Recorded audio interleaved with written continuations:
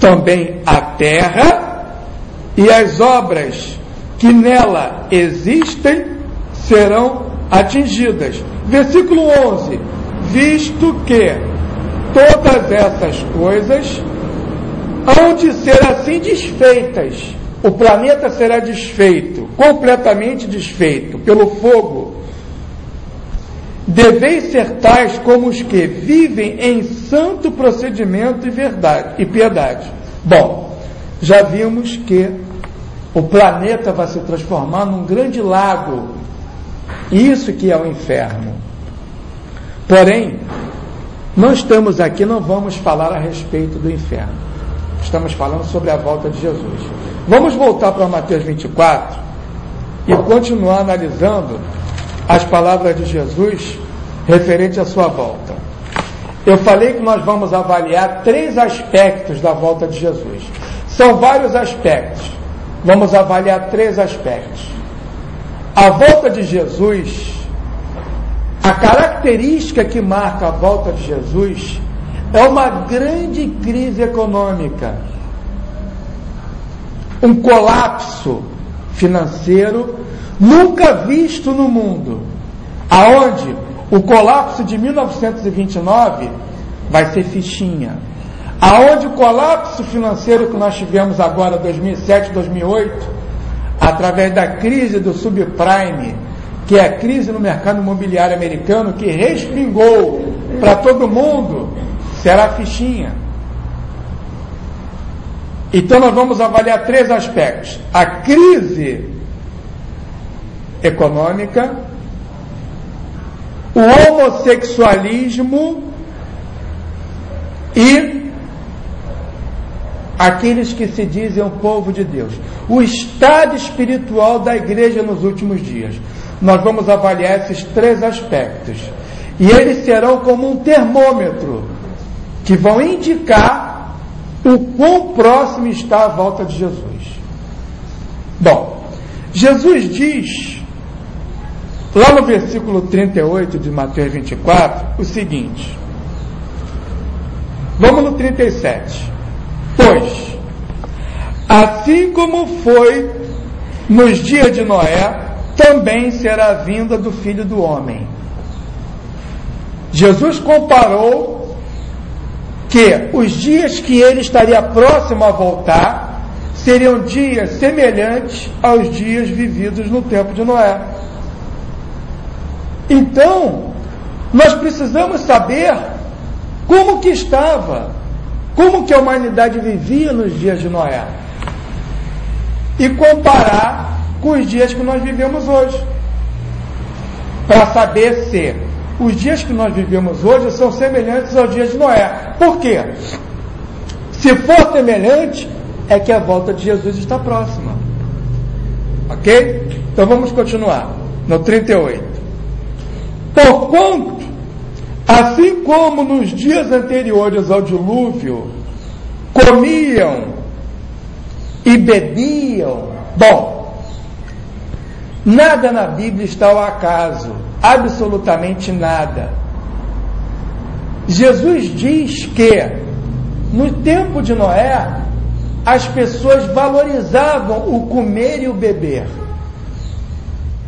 Aqui, quando ele relata isso, ele está nos mostrando que as pessoas não tinham nenhuma restrição em dar vazão aos seus instintos naturais. Elas comiam e bebiam de maneira excessiva. Porque eu pergunto a vocês, comer e beber é ruim?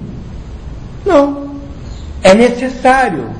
Porém, se eu valorizo extremamente o comer e beber, isso indica um desequilíbrio. No tempo da antiga Roma, as pessoas realizavam banquetes que eram seguidos de bacanais. Banquetes eram seguidos de bacanais. Bacanais são homens e mulheres se relacionando entre si. Uma dessas festas era chamada Saturnália, que hoje é dado o nome de Natal. o Natal que hoje é comemorado, que foi instituído pela Igreja em formação lá no terceiro século, que ali nasceu a Igreja Católica. Por que católica? A palavra católica significa universal. Apostólica, porque supostamente era dos apóstolos. Romana, porque era de Roma. A Igreja Católica Apostólica Romana, que nascia lá no terceiro século, iniciava ali, quando após 200 anos da morte do último apóstolo, ali se nascia uma união do Estado, que era o Império Romano, com a religião cristã. Ali foi dado o nome de Saturnália de Natal. E o que era a Saturnália? As pessoas, elas se reuniam, comiam de maneira excessiva, e depois que elas comiam muito, elas forçavam o vômito para comer mais. Aquilo era algo tão desproporcional, tão desequilibrado, que elas forçavam o vômito para comer mais. E elas também esperavam que a comida começasse a se deteriorar. Porque aquela comida se deteriorando, quando comida, provocava alucinações, provocava que o ser humano pudesse ter instintos animais. E ali as pessoas se relacionavam umas com as outras, homem com homem, mulher com mulher, comia e bebia excessivamente. Eu pergunto a vocês, hoje as pesquisas científicas comprovam que a humanidade nunca esteve tão obesa em todas as épocas, nunca. A obesidade hoje é o mal que assola a humanidade no mundo inteiro. As pessoas estão muito acima do peso, porque comem e bebem demais. Isso está correspondendo aos tempos de Noé? Ele diz, elas comiam e bebiam. O que mais que acontecia? Casavam e davam-se em casamento. As pessoas casavam e davam-se em casamento. Eu pergunto a vocês, e eu quero que vocês prestem muita atenção. Existe alguma coisa de errado entre um homem desposar uma mulher? Não. Pelo contrário. Pelo contrário. Lá em Hebreus, se eu não me engano, em Hebreus, lá afirma o seguinte. Deixa eu encontrar.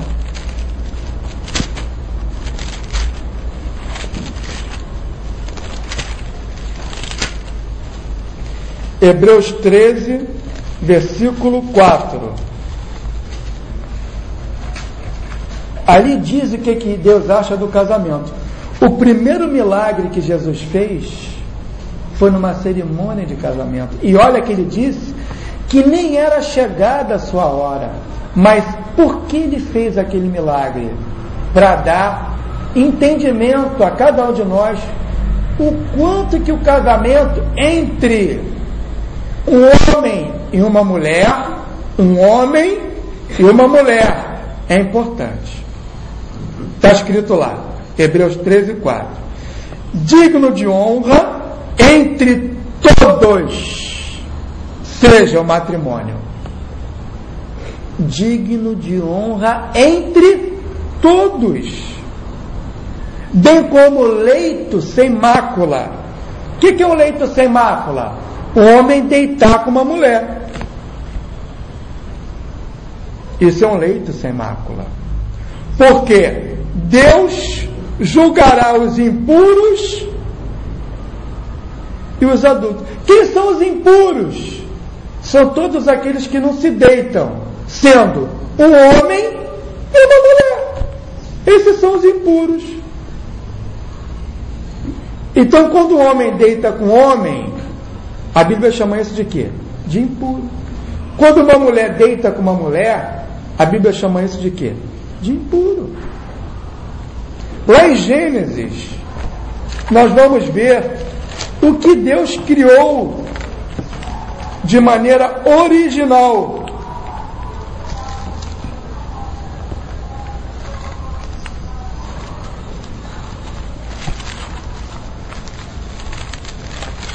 Vamos abrir em Gênesis.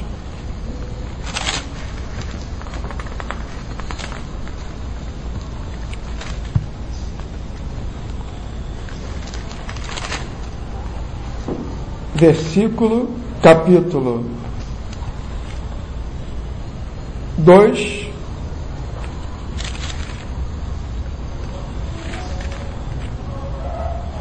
versículo 24.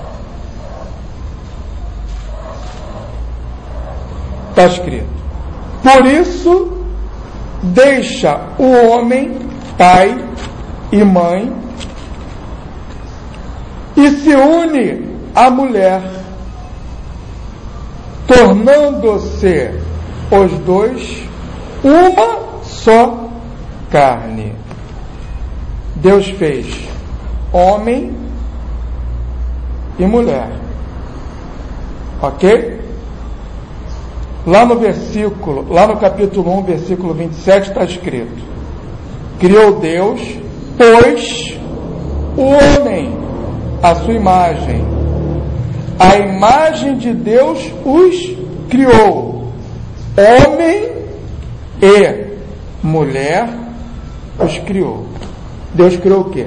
Homem e mulher. Gênero masculino e gênero feminino.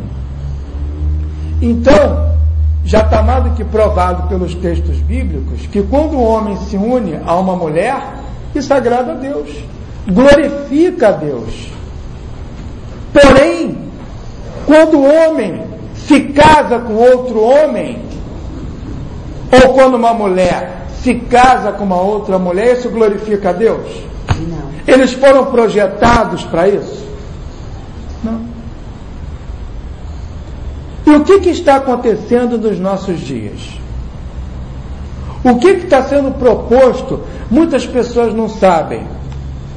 Quem propôs a união estável entre dois homens ou duas mulheres? Muitas pessoas não sabem disso. Quem propôs isso foi o governo do estado do Rio de Janeiro. O governo do estado do Rio de Janeiro propôs que a união entre dois homens ou duas mulheres tivessem, diante da lei, os mesmos direitos do que a união entre um homem e uma mulher. Mas isso aí fora não existe, né? Foi o governo do estado do Rio de Janeiro que propôs isso. O governo federal, através da Procuradoria, antes que fosse deferido pelo Supremo Tribunal Federal, antes que fosse julgado o pedido do governo do estado do Rio de Janeiro da união estável homossexual, a Procuradoria-Geral da União se adiantou ao deferimento do Supremo Tribunal Federal e a Procuradoria-Geral da União propôs isso ao Supremo